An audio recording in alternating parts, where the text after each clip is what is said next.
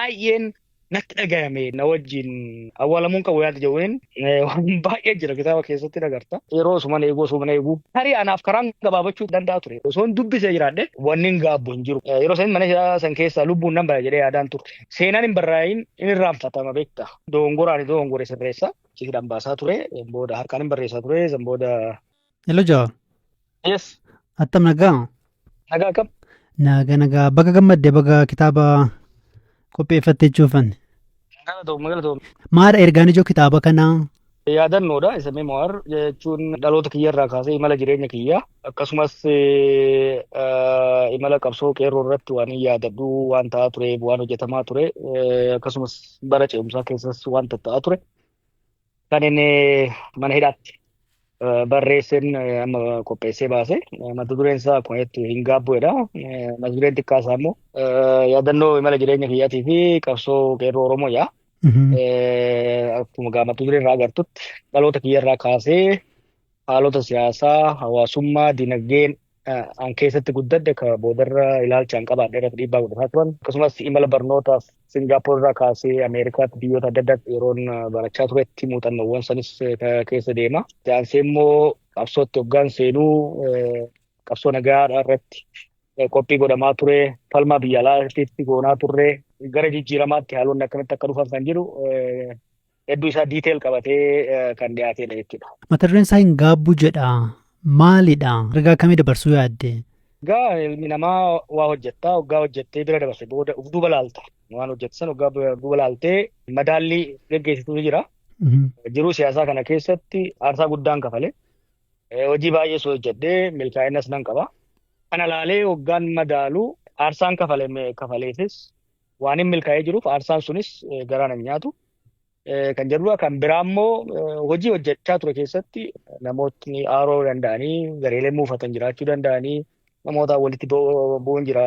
Sababni kanaatis qabsoo san bakkaan gahuudhaaf waan ta'eef qabsoo sun immoo boodarra galma waan ga'eef wanni hin gaabbu hin jiru kan jedhu yookiin immoo akka loqota gama baha Oromiyaatitti sheenaan qabu jecha jedhuun kan laalamu. No regrets kan jedhu jechuudha. Mana hidhaatti eessa barreessite immoo eegasii booda barraa'e immoo?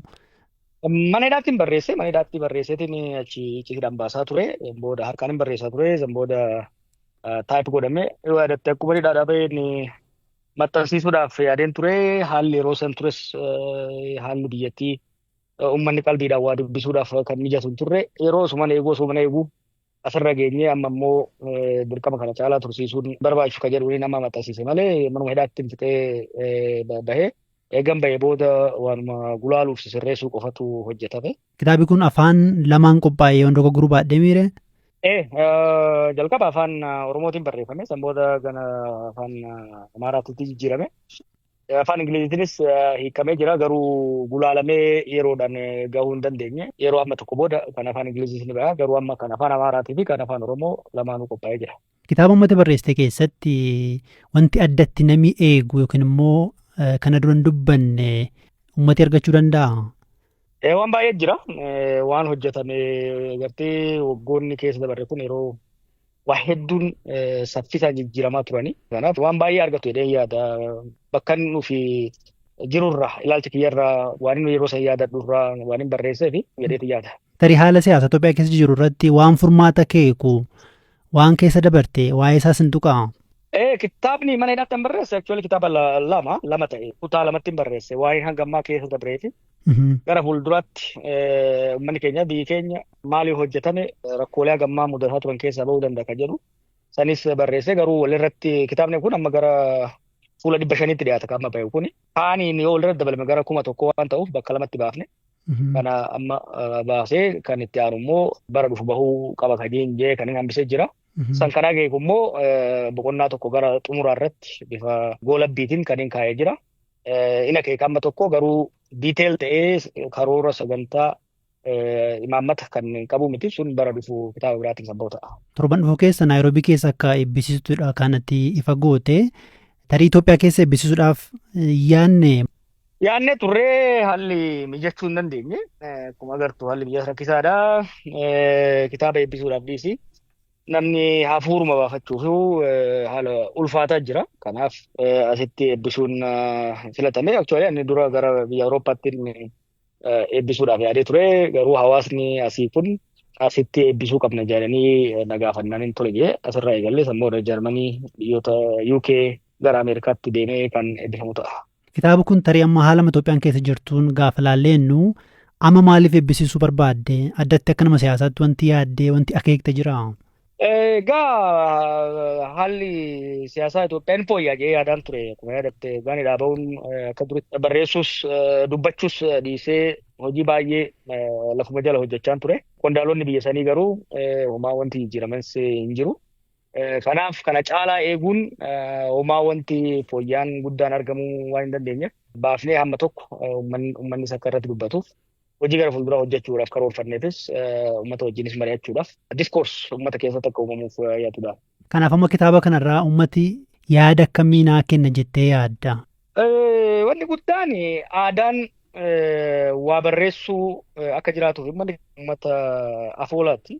Garuu waan hin barreessineef gaafa namni sun lubbuun dabru seenaan inni keessa dabre sunis hojiin inni hojjetame rakkoon inni arge bal'oon inni arge achumaan wajjin awwaalama jechuudha. Kanaaf wanni guddaan ani kitaaba kana barreesseef waan inni keessa dabre yoon lafa kaa'e dhaloonni itti dhufu ilaalcha kiyyarraa waan inni keessa dabre irraa waa hubachuudhaan uummata isaatiif nadaran dogongore sirreessa. Hojii gaarii an hojjedhe irraa barachaa uummata keenyaaf bu'aan nuti buufni caalaa dachaan buusuudhaaf isa gargaara jedhee waan yaadeef kanaafin galmeessuu barbaade beekii mana kana hidhaatti yeroo barreessutti yeroo san mana hidhaa san keessaa lubbuun nan bara jedhee yaadaan turte. Kanaaf wanni ani keessa dabree na wajjin awwaalamuun qabu yaada jedhuun barreessee baasaa ture. Boodas kaammas hoggan laalu wanni barraa'e kun uummata bira gahuun dhaloota dhufuuf waa takka guduunfuu ta'a jedhee yaadeetiin bifa saniin dhiyeesse. Mana hidhaatii lubbuudhaan nan baay'ee yaadneette tarii addatti wanti kana dura nuti hin dhageenye wanti si mudatee jira moo haalli manumti hidhaa si hin mijanne? Waan baay'ee jira kitaaba keessatti agarta. Gaafuma qabamne irraa kaasee gaafuma qabne sanuu lubbuudhaan qabamne mana hidhaa seenuun raajii waaqaati. San boodas mana hidhaattis waa hedduu ture kana hunda keessa dabree bahuun kiyya lubbuun bahuun kiyya anaa hunda ajaa'iba. Garuu yeroo mana hidhaa ture sanitti wantoonni dhaga'amu, wantoonni an argu, wantoonni odeeffannoo nagaan irraa ka'ee lubbuun achi keessaa bahee seenaa kana himuu nan danda'ee waan hin yaadneef barreessee. Kan biraa immoo manni hidhaa yeroo sii kenna akkuma beektutti yeroo tasgabbooftee barreessuudhaaf qabda. Hojii biraas hin qabdu barreessuuf dubbisuun alatti. Kanaaf saniifis na gargaare. Akeekni guddaan garuu mana hidhaa san keessatti yoon mana hidhaa san keessaa lubbuun bahuu baadhe manni keenya waan tokko waan an keessa dabre akka beekuu fi dhaloonni dhufus akka waan tokko irraa hubatuuf. Waan gaarii naa kaaftee asirratti namoonni siyaasa keessummaa Oromoo keessa jiranii waggaa dheeraa siyaasa keessa turanii kitaaba tokkollee kan hin barreessine jiru waan dhaloonni irraa baru lafa kaa'uu dhabuun kun ni mul'ata. Kanaafuu akeeketti kitaaba kanatti barreessite keessaa tokko waan kanaaf fakkeenya kaa'udha jechuudha. Yeroon dargaggeessa turetti amma qondaalota hoogganoota keenya uummata kana hoogganaa turan baay'ee isaanii obbo Galaasaa, obbo Leencoo namootaan argu hundumaa waan keessa dabran akka barreessan itti waachan ture.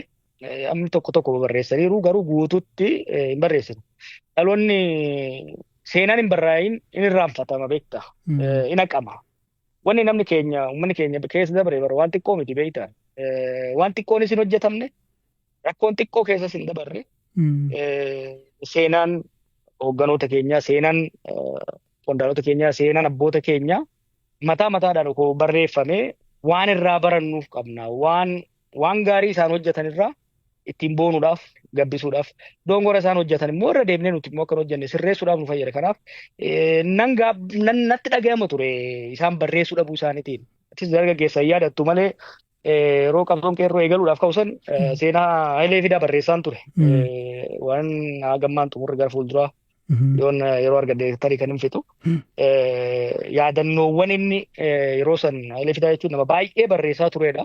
Tarii terminoloojii siyaasaa ifni Itoophiyaa keessatti fayyadamnu kana hedduu isaa kan uume isa. Dayaarii isaatirraa kaasee xalayoota inni namoota walii barreessu namni tokko naa kennee isarratti barreessan ture. Baay'een natti dhagahame namni kun osoo seenaa isaa barreesse namni baay'een amma waa'ee Hayilee Fidaa maqaa qofaan beeka malee waan inni keessa dabre akkaataa yaadni isaa itti guddate keessa Wallagga Arjoorraa kaasee hamma biyya Jarmaniitti hamma biyya Faransaayitti waan keessa deemaa ture odoo barreessee tarii anaaf karaan gabaabachuu danda'a ture osoon waan Hayilee Fidaa keessa dabre Baaroo Tumsaa keessa dabre Jaarraa Abbaa Gadaa keessa dabre barreeffamaan kitaabaan kaayamee baran haayiskuul turetti yookiin immoo baran yuunivarsiitii jalqaba seenutti osoon dubbisee jiraadhe dongorootaan hojjedhe tokko tokko hin hojjedhuun ture karaan dheeraa deeme tokko naa gabaabachuu danda'a ture jechuudha. Kanaaf ani immoo osoon lubbuun jiru waan kana yoon barreesse dhaloonni na boodaan dhufan narraa baratanii karaa narra gabaabaa saffisa narra jiruun akka mataa isaaniittis hawaasa isaaniitiifis